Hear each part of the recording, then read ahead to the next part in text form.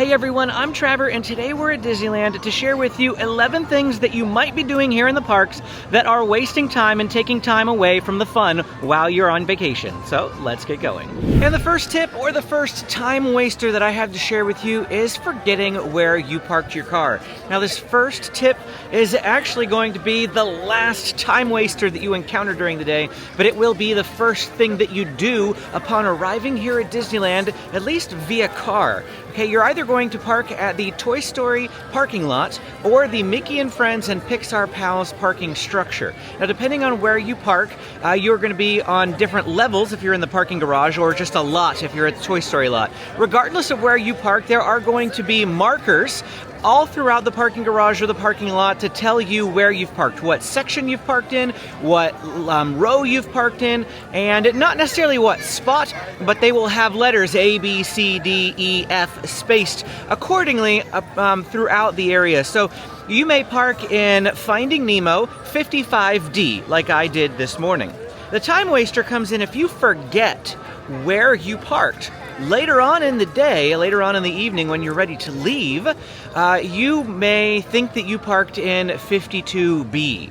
And you're in the totally wrong area of the parking garage, and you're going to be going up and down those aisles, hitting that alarm button on your key fob, hoping that you can locate your car. So my best advice is to just take a picture of the pole closest to you that has an identification so that you can remember where you parked.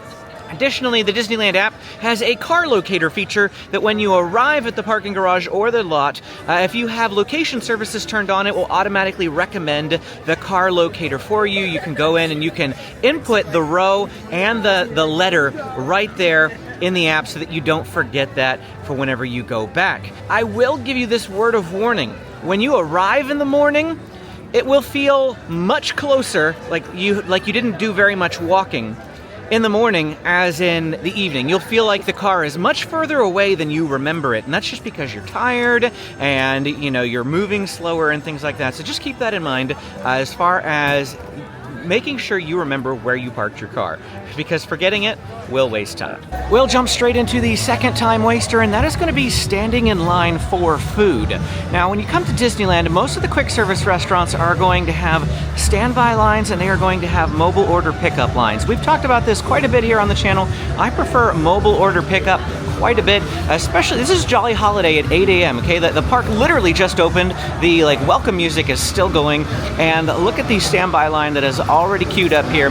I mobile ordered first thing in the morning, and we're going to be going over here to get our mobile order in just a second. There's literally no line, so I just have to wait for my order to be called, and as soon as they have it picked and ready, they will punch it on my app, and I'll be ready to go. And in fact, they're picking it right now, and so I'm over here picking up my food, and all those people are standing in line. Here's what I ordered. I ordered the pumpkin muffin from Jolly Holiday Bakery Cafe. It is one of their Halloween seasonal foods, and I don't think I've ever gotten this before.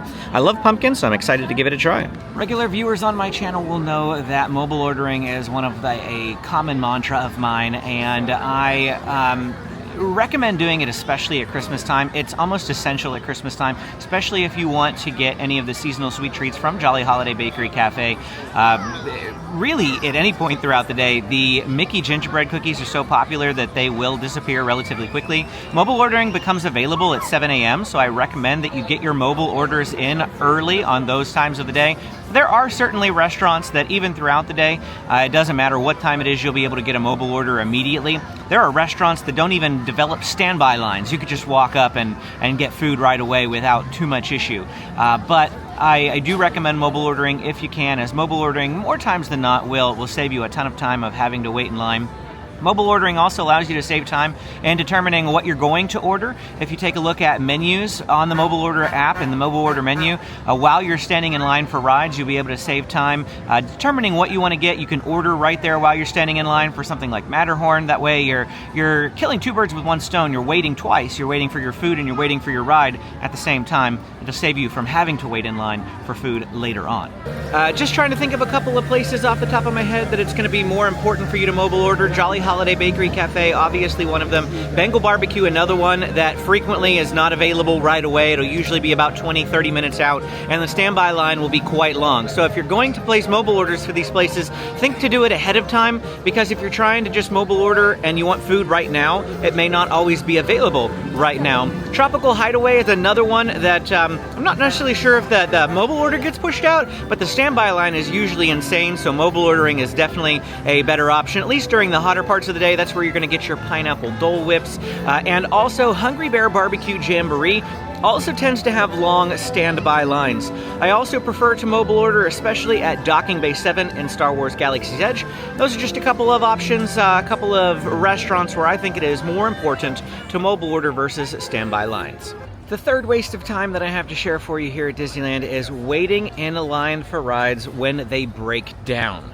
Okay, so about 90% of the time, if you're standing in line for a ride, let me rephrase. If you're standing in line for a ride and it breaks down, about 90% of the time, it is not worth it to stay in line. Okay, there is a 10% that it might be worth it, and we'll explain some scenarios and let you make up your own mind. But basically what happens when a ride breaks down, and it's not necessarily that the ride broke, I've shared this a couple of times, sometimes it literally is just that maybe a hat or some glasses have fallen on the track and they have to remove those things. They have to run through all of their safety protocols when things like that happen, and the safety protocols, they do take some time.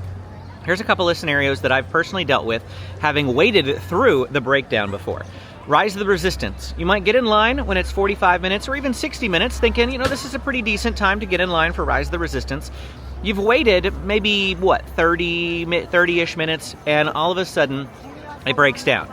And the lights come on, and the music stops, and they come over the loudspeaker to tell you that the ride is temporarily closed. You can stay in line if you would like to, or you can leave the line and come back another time. If you stay in line, it will take about 45 minutes for them to get the ride back online. It's never been less than 45 minutes, and all the times that I've stuck around and waited for it, never been less than 45 minutes. It takes that long for them to run through all of their cycles.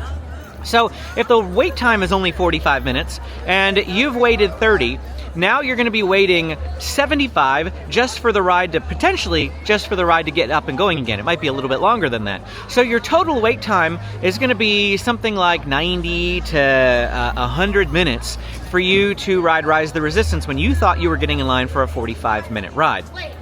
Space Mountain behind me is another one where I've gotten in line and it says that it was 20 to 25 minute wait, and I'm thinking, okay, that's great, that's awesome. I'm gonna get in line. I get out of the first room, the first major room that they have up there that you sit in, but before you go into the main building, and the ride breaks. And that's happened to me about 3 different times. We've waited for it, and it takes usually longer than 30 minutes for them to reset Space Mountain. So now that 25 has simply become 55 minutes. You're wasting a lot of time by hanging out in the line. Even Mr. Toad's Wild Ride, you think that that's an older ride, it doesn't have as much new technology, it's not going to break as much, right? Shouldn't be too much of an issue, should be a real quick, simple fix, and it's back up and running. It was about a 10 to 15 minute wait. 10 to 15 minute wait max. We got in line. We were 2 people away from getting on the ride vehicle. 2 people. And it broke down. So we're thinking, well, you know, we're almost here. We're in the front of the line. Let's just wait for it. It took them 20 minutes to get it up and going again. 20! That's double the length that the line was posted. I could have gotten out of the line, gone over to Snow White's Enchanted Wish, ridden Snow White's, come back and gotten in line, and then been able to ride it with pretty much the same amount of weight. And so, like I said, generally speaking, if the ride breaks down, don't wait in line. It's a time waster. Get out of the line, go do something else, and come back. I will say one more thing real quickly that I was just thinking of at Rise of the Resistance. If you do happen to get stuck after you make it onto the Star Destroyer, I'm not sure they're going to let you leave. I'm sure if it's an emergency they will, but they'd have to let you out through backstage areas, which kind of ruins the immersion and the magic of Star Wars Rise of the Resistance. So generally speaking, if you do get stuck on a Rise, you're probably going to have to sit and wait through it. If they do evacuate the line, they will very likely hand out return, like lightning lanes, multi-experience passes to return to the attraction. But because Rise of the Resistance is a single pass, lightning lane single pass attraction, it's very unlikely that they are going to do that. They're just going to have you sit there and wait because that's a specifically paid for lightning lane. The fourth time waster is being indecisive, whether that's being indecisive about what ride you're going to go on next or being indecisive about your food. This is a mantra of mine that I share quite a bit here on the channel, but you need to have a plan. Have some sort of plan in place, and I don't want to necessarily like belabor this point too much because I don't want to waste your time any more than I have to in the video. But if you're flying solo, making decisions isn't too hard. If you're here by yourself, you can just wing it, really, for the most part. Oh, what ride do I want to do now? What food do I want to go to next? But if you are here with a group, the larger the group, the more indecisive you're going to be, the more time you're going to waste just standing around in pathways, bickering with one another about, no, I want pizza. No, I want barbecue. No, I want chicken tenders, you know, and everybody wants something a little bit different. I've thought about making a video to like how to navigate Disneyland with large groups, but in that sort of a scenario, you're best just to split up. If somebody is just obstinate that they want pizza and somebody else is just obstinate they want chicken tenders, split up. Or you can do like come here to Alien Pizza Planet. And right over here on the other side of this building is Galactic Grill. They have the chicken tenders, Pizza Planet has the pizza, and you can meet somewhere in the middle. So there are compromises that can be made, but you're going to waste a lot of time trying to figure all this stuff out. So it's best to do that before you even come. Look at, you know, all of the food places that are around Disneyland. Decide what food you guys want to eat at, or what restaurants you want to eat at, and what food you want to order ahead of time. My whole channel is dedicated to helping you plan Disneyland vacations. I've got ride guides, food guides, crowd updates, construction updates, so much more to really help you determine exactly what you need to do when you get here. We've got seasonal food updates that we always try the new seasonal foods. I've got seasonal guides to help you navigate the different times of the year. So again, hit that like and subscribe button if you have not done so already. That way you can get more of my content to help you have an awesome time here at Disneyland. And our fifth tip, or our fifth time waster for you, is waiting in line for the wrong rides. Waiting in line is probably going to be the punchline for like half of these tips. Waiting in line is a drag and nobody likes to do it. But if you're waiting 45 minutes for It's a Small World and like every other time of the year except at Christmas when it's a Small World holiday, then you're probably wasting time, because generally speaking I find the average wait time for that attraction to be about 15 to 20 minutes. If it's higher than like 35, more than likely you're here during a busy time of the year like spring break, or perhaps you know, the heart of summer or something like that, or you have hopped in line right after a parade. It tends to be that a lot of people will gather up by It's a Small World right around parade times, because it comes out at that gate, and then as soon as the parade passes by or the cavalcade passes by, everybody that was standing there waiting just spills into the It's a Small World standby line.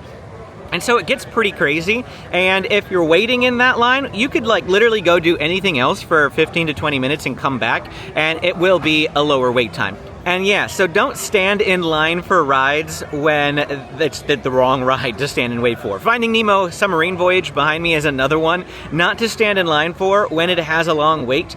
There are plenty of times throughout the day where you're going to find this attraction at under 20 minutes, you know, somewhere in the 10 to 15 minute range, and that's pretty manageable. Right now it's a walk-on because it's first thing in the morning. It's like 8:30 in the morning and nobody really wants to ride this, but it can get 40 plus minute waits, and if you see it at 40 minutes, this is just one of those attractions that you do not hop in line for when it's 40 minutes, because it is very rarely ever that long. The Many Adventures of Winnie the Pooh is another one of those attractions that is very similar, where I always use that attraction to gauge how busy the park is. If the wait time for that attraction is longer than 25 minutes, I know that the park is slammed. And so if the wait time for it is longer than 25 minutes, you probably don't want to get in line for it, just because it will be shorter other times of the day. And so there are attractions like that you just really shouldn't hop in line for. Does that make sense?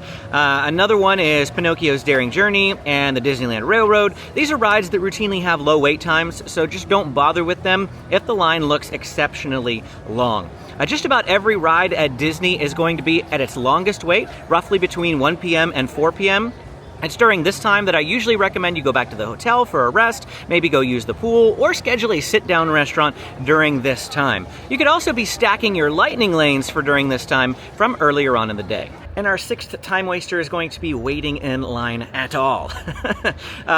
Just obviously we're going to jump straight into lightning lane. We were just talking about that. Don't skimp out on the lightning lane, especially if you are only coming here for a day or two. If you're coming here for 3 or more days, you can probably consider passing on it. But even then, I'd recommend that you purchase it at least for day 1. It really will make your first day here as enjoyable as possible. If you can't afford lightning lane, please still come to Disneyland. You don't strictly need it. I visit all the time without it, and I still have a whole lot of fun when I'm here. But if this is your once-in-a-lifetime trip, or your once in a couple of years, or your once a year, you might highly consider purchasing it, saving up for it, and getting lightning lane. Space Mountain here behind me is at a 50-minute standby wait currently, and it's only 8:45 in the morning. So definitely lightning lane would be a huge help for you here to just avoid some of these longer wait times. A few years ago, we did a lightning lane challenge video where I took the posted standby wait time and then the actual waited time through the lightning lane, and I think we saved somewhere in the ballpark of like 6 hours. Yeah, 6 hours we saved not waiting in standby lines by using lightning lane multipass, and so it does save you a crazy ton of time. I feel like we should probably redo that video. I have done quite a few lightning lane videos this year. Lightning Lane tips, Lightning Lane Premier Pass, getting every Disneyland ride done in one day using Lightning Lane. So I know we've done Lightning Lane videos, but we haven't done a strictly Lightning Lane versus standby wait video in quite a while. Going back to the end of point number 5 real quick, the 7th time waster here at Disneyland is reserving sit-down meals. If you want to maximize your time here in the parks riding rides, scheduling sit-down meals, or table service restaurants as they are called here at Disneyland, is a huge time suck.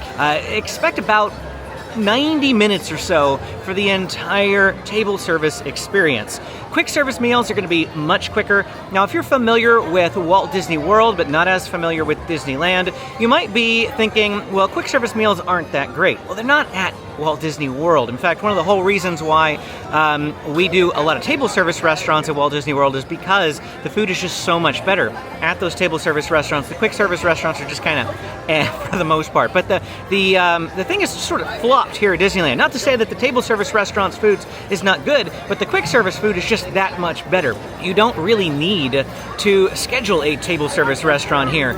If you do, I still think you're going to enjoy it. Cafe Orleans being one of our favorite places to eat here at Disneyland. And I know Blue Bayou is particularly very popular because it's iconic and you're able to sit there and eat while watching Pirates of the Caribbean go by. And everybody loves doing that. So that's definitely like something that's worth considering if you want the like quintessential Disneyland experience. But just be aware that it is going to take a lot of time out of your day. So try not to schedule table service restaurants if you are trying to make the most of your time. Or there's another option. You can schedule those table service restaurants either for your arrival day or during your off day. So do it the first time when you're here before you go into a park, or if you're taking a break day between parks, do it on that day. Go to Downtown Disney. There's plenty of great restaurants that are sit down in there. Din Tai Fung being my absolute favorite.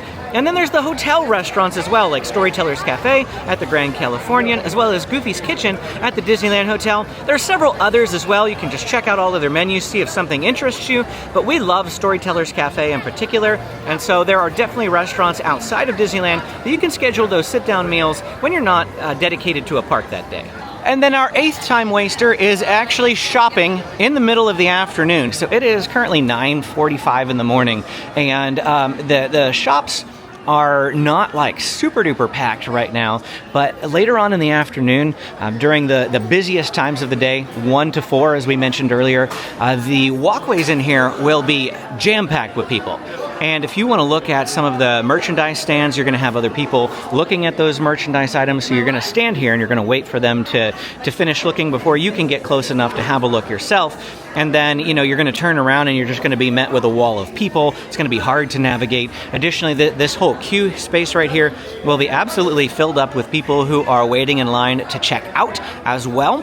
And so shopping in the middle of the afternoon is going to be a big time waster. We'll have some tips for you in just a sec. They do sometimes have mobile checkout available, and you'll see signage like this up in the store if they have mobile checkout open and available. Right now, it is not. And right here is where mobile checkout usually happens. And as you can see, register is closed. There's no cast members here. If I come over to this side, it's the same situation. Registers closed, they're not open. There's some more signage over there for mobile order checkout, or mobile checkout. So if you want to do mobile checkout and you're tech savvy, you can scan the QR code. It'll save you some time. And we'll come out here to finish talking about this, but my best advice for you is to do your shopping either early or late. And I mean that also in terms of your trip as well. Either do your shopping on the first day that you arrive, go into downtown Disney before you get into a park, go to the World of Disney, or WOD as we call it, and that's the largest Disney store on property. Browse, look, see if there's something you want to buy, or wait until the end of your trip after you've had a chance to look at all the other stores to see what you want to buy. Additionally, you could shop early in the morning when there is very little lines in the stores, or you can shop late at night when you're on your way back to the hotel and you're not like really wasting a whole ton of time because you were done anyway. It's definitely going to be busier like at 11:30 at night or 11 o'clock at night, or even 10:30 at night. It's going to be busier in those stores than it is right now, but it definitely won't be as busy as it is at, say, like 3 o'clock in the afternoon when people are trying to get out of the heat and they're crammed in there. That's the best time to do your shopping. My own personal preferences when it comes to shopping is to take a look at the different shops while I'm here. So the first couple of days, usually my first Disneyland day or first DCA day, I do this when we're at Walt Disney World as well. Each individual park day, if we have repeat park days, the first day I'll just browse. I'll just look. If I find something I like, I'll take a photo of it so that I remember where it is, so that I can go purchase it a little bit later on. If I find something that I like better, then, I'll forget about the first item. In this way, I don't go over my souvenir budget, because otherwise, if you buy something right away and then you find something else you like later, you're either going to have to pass on that item, or you're going to have to go over budget in order to get it. So I usually just like browsing the first couple of days, especially as, if you get off of Star Tours, you'll be spit right into the gift shop. As you're walking out of the shop, keep your eyes open, see if there's something that you like. Oh, that caught your eye, take a picture of it, and then keep moving. Don't spend too much time buying it, because if you buy it right now you're gonna have to carry it around. They don't have package delivery services if you're staying at the Disneyland, like one of the Disneyland hotels, like they used to.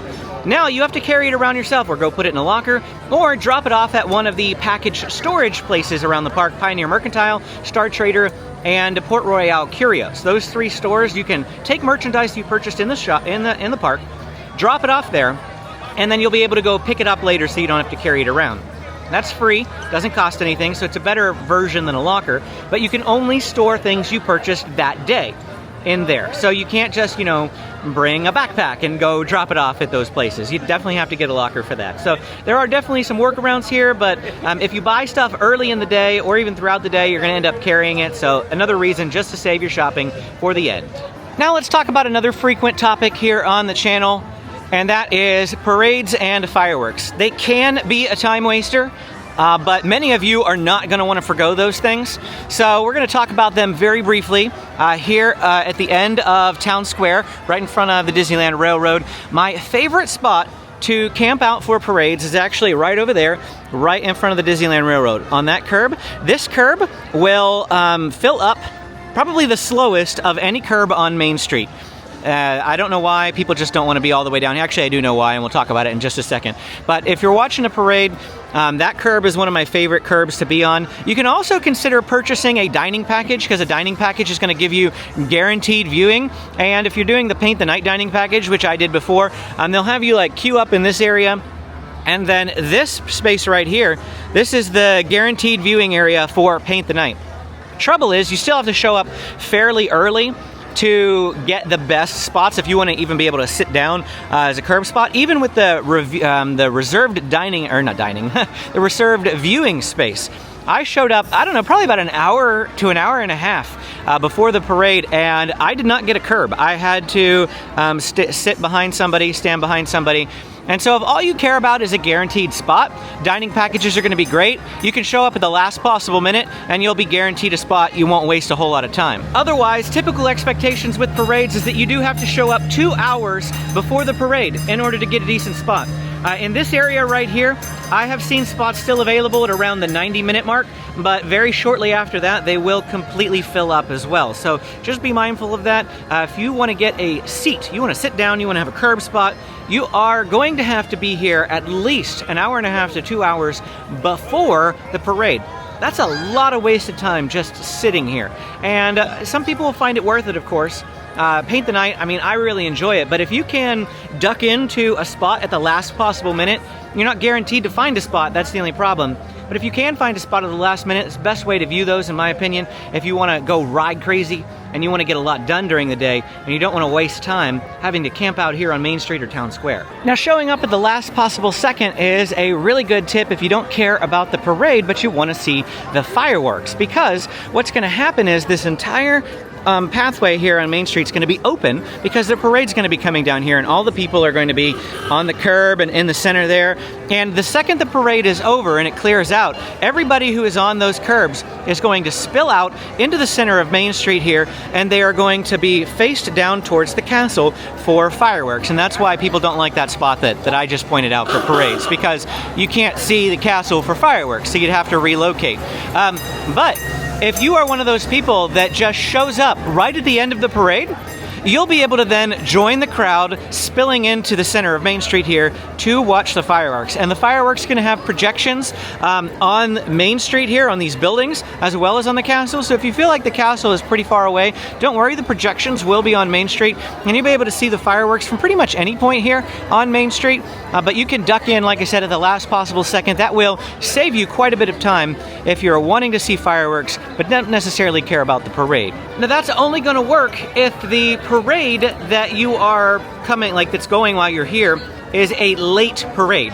Now, once the Christmas Fantasy Parade is going on, they have a daytime parade at like 2:30, and then the nighttime parade is at 5:30, but the fireworks don't happen until like 9:30. So that's going to be null and void, if you will. But right now, Paint the Night goes at 8:45, and when it finishes up, the fireworks happen very shortly thereafter. So these nighttime parades, definitely the tip is more geared towards, functioning around Paint the Night. The 10th thing that is going to waste a lot of time when you're here at the parks is if you are visiting during a busy time of the year, like spring break. Of course, there are other times as well. I just can't fit them all in the title or it'd get really wordy, but we're talking about things like the first 3 weeks of October, which we call fall break. It's when a lot of schools are off. They've been in session for a month and a half, 2 months. They're taking a break. And they're usually off for some just a couple of days, maybe Friday and a Monday, so a 4-day weekend. Others are off the entire week, and the schools are staggered. All across the country, schools are staggered, so it's usually the first 3 weeks of October are considered fall break, and then Christmas week, actual week of Christmas, not the Christmas season, it's pretty decent usually overall, but the week of Christmas and up to New Year's, man, it's probably the busiest I have ever seen it during that one particular week. And then spring break, which is mid-March to mid-April, on average, tends to be the 3 busiest times of the year. So if you are visiting during one of those times, just expect higher wait times, more crowds, more lines for just about everything, which is going to reduce the amount of things that you can get done in a day. Now, if the only time that you have to visit is during one of those 3 times, by all means come. It's better to come to Disneyland than to not, because I just love it here. But be aware that if you can pick any other time of the year, you should. It's just that crazy, it's that crowded, it's that busy during those times. Oh, and another reason to avoid spring break that's just outside of time wasting, it's also money wasting. If you are coming for just a single day, the highest park tickets, because they're tiered. The most expensive tickets are going to be during the busiest times of the year because they know that people are going to pay it anyway. And so if you want to pay less, come during the off times of the year, you'll pay less for a one-day ticket. Now, if you're coming for 2 days or more, you purchase a multi-day ticket, that's a flat rate ticket. It doesn't matter what day you come, it's a flat rate. And that's because the ticket is good for up to 14 days from first use, which means that you could come on a Saturday or a Tuesday, so it doesn't really matter what the tier day is, the prices are going to be equalized. But with a one-day ticket, you are going to pay the cost for whatever day it is that you're visiting. Saturdays tend to be more expensive than any other day of the week, but during spring break, like the heart of it, every single day is going to be super expensive.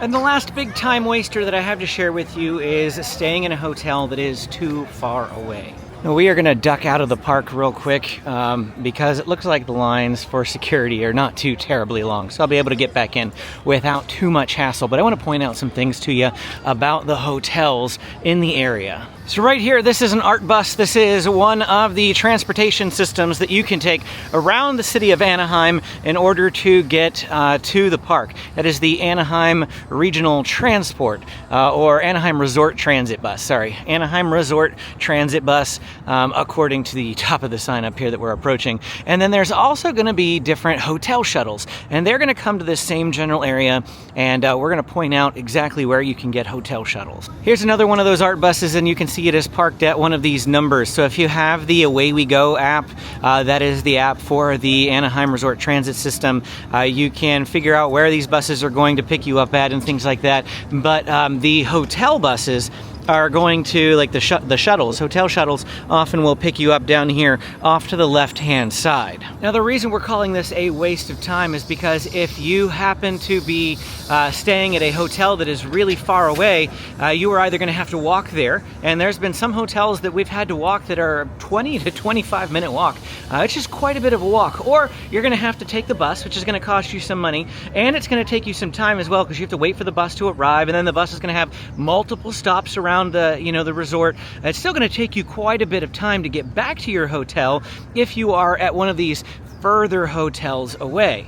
But there are quite a few hotels that are literally located steps outside of the resort. The Best Western Park Place Inn and Mini Suites right over there. And then the Tropicana, which I don't have a review of yet, but I believe I've got it on my to-do list. And then we've got the Parkview Inn right over here, and then the Anaheim Desert Inn and Suites over there, and there's another Best Western just beyond that. All of these hotels that are within easy walking distance. If you specifically watch my Parkview Inn hotel review or my Best Western Park Place Mini Suites hotel review, you will see that whenever I go back to the hotel at night, I talk about how amazing it is just to be able to step right to your hotel.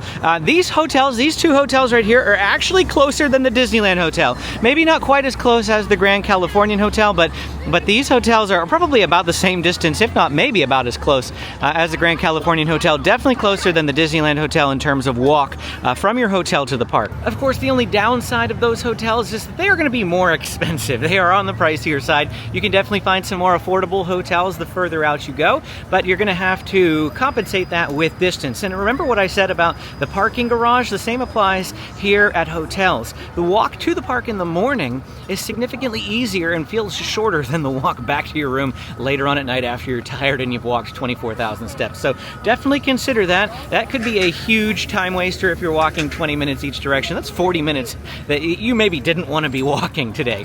So keep that in mind when you're choosing what hotel you want to stay at. While I'm generally a pretty frugal person, when it comes to proximity in hotels, I like to say that I can make more money, I can't make more time. So I would rather maybe pay a little bit more to stay closer at one of the harbor hotels. Usually they're around $300 a night. Candy Cane Inn being my absolute favorite hotel to stay at. It's got free parking, free breakfast, and a free shuttle. So if you do want a free shuttle to the park, it's only a 7-minute walk even if you do walk it, but they do have a shuttle that's available, so I love that about Candy Cane. The Anaheim Majestic Garden Hotel also has a free shuttle, so there are hotels that do have free shuttles here to the park.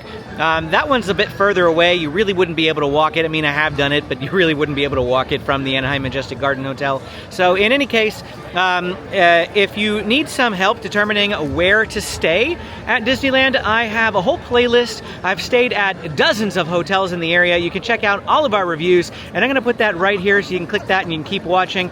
Don't forget to hit that like and subscribe button on your way out. If you got questions, as always, drop them in the comments below. I'm always happy to answer them. Thanks for watching, and we will see you again next time.